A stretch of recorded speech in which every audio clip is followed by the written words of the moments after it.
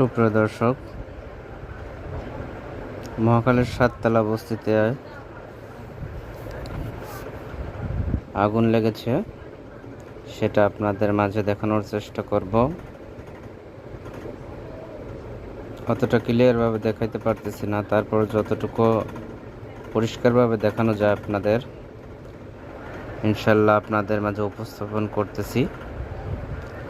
মহাখালীর 7 তলা বস্তিতে আগুন ধরেছে, সেটা আপনাদের দেখানোর চেষ্টা করছি সরাসরি। কিছুক্ষণ আগে আগুন লেগেছে। আসলে প্রথমে অল্প সংখ্যক আগুন দেখতে পেলাম, হালকা হালকা ধোঁয়া। পরবর্তীতে এখন দেখতে পাচ্ছি প্রচুর ধোঁয়া ও আগুনের লেলিহান শিখা।